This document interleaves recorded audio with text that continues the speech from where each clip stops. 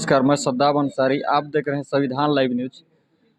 अभी हम लोग अंबिकापुर में बैठे हैं। यहाँ पे उर्मिला शर्मा आम आदमी पार्टी से जिला उपाध्यक्ष महिला विंग हमारे साथ जुड़ रहे हैं। यहाँ पे मैं बात करूँगा विकास की। और सबसे पहले तो आप अपना परिचय बताएंगे।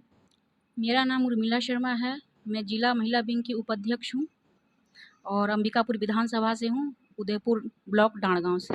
जी, आपका राजनीतिक क्षेत्र में अभी राजनीतिक क्षेत्र में आप अभी आए हुए हैं, उसको लेकर अभी हम बात करेंगे। कैसे आप राजनीतिक क्षेत्र में आना चाहे, कैसे आए, उस पे हम चर्चा करेंगे। क्या बात? मैं सर, मुझे राजनीति का उस समय दिमाग में आया जब मैं सर दिल्ली से यहाँ आई। मैं पहले दिल्ली में, मेरा ससुराल यहाँ है, मायके दिल्ली है। तो जब मैं यहाँ परमानेंट यहाँ रहने लगी तो मतलब करीबन 7 साल पहले की बात बता रही हूँ। तो मैंने सर यहाँ की व्यवस्था को देखा कि जेंट्स लोग हैं, युवा लोग हैं जो दारू पी के एकदम मतलब कोई सड़क पे लेटा हुआ है, कोई अपनी बीवी को मार रहा है और बीवी पर अत्याचार कर रहा है।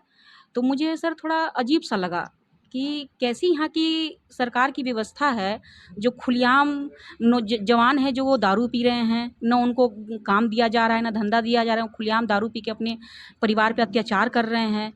तो मेरे दिमाग में सर उस समय यही बात आई कि जैसे दिल्ली में अरविंद केजरीवाल जी हमारे माननीय जो काम कर रहे हैं, मेरे दिमाग में उसी समय ये ख्याल आया कि काश उनकी सरकार यहाँ होनी चाहिए थी। मेरे दिमाग में उसी समय सर ये ख्याल आया और मैं उस समय से मतलब अपनी छानबीन में लग गई कि कैसे मैं इसका हल निकालूं और जो महिला हैं उनके लिए मैं लड़ूं। तो फिर सर मुझे समूह से, जैसे क्लस्टर हमारा समूह है, वहाँ से सर मैं काम ढूंढने लगी। सर मुझे काम जल्दी मिल नहीं रहा था।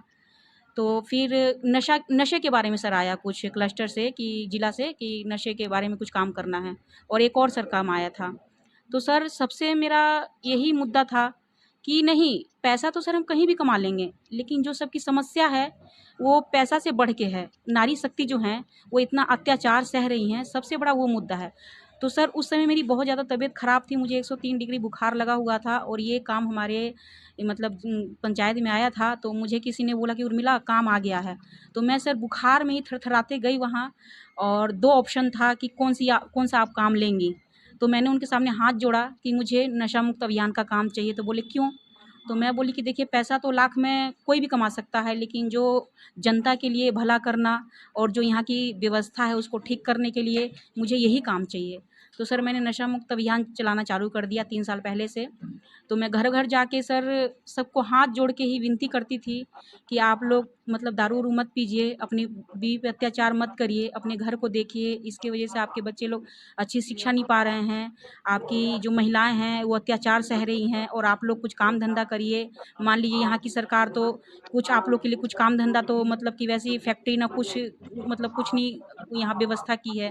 जैसे दिल्ली में देख लीजिए अरविंद केजरीवाल जी, आप कहीं भी चले जाइए, वहाँ महिला हो चाहे जेंट्स हो, कमाने की थोड़ी सी भी टेंशन नहीं है। मैं वहाँ खुद जॉब करती थी।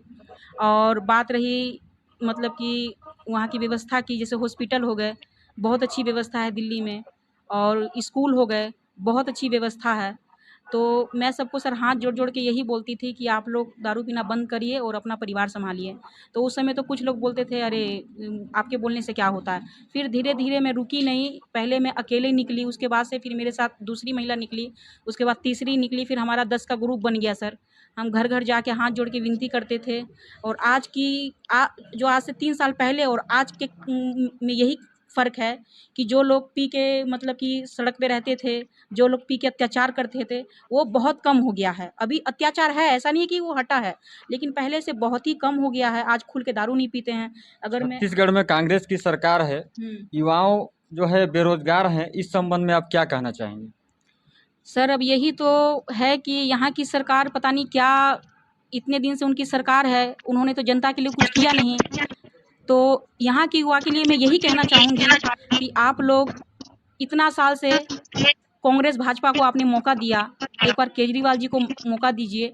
और यहाँ जो बेरोजगार बैठे हुए हैं, तो सर देखिए, बैठने से नहीं होगा, अपनी लड़ाई खुद लड़नी पड़ेगी।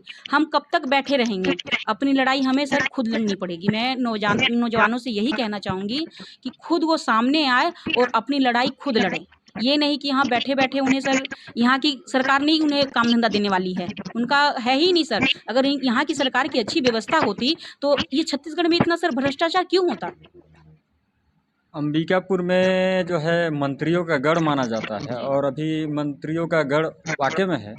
यहाँ के खुद स्वास्थ्य मंत्री, मुख्यमंत्री जो है टीएस सिंहदेव यहाँ पे हैं। आप बताइए यहाँ पे विकास के बारे में क्या कार्य हो पाया है या नहीं हो पाया है, उसमें बताइए।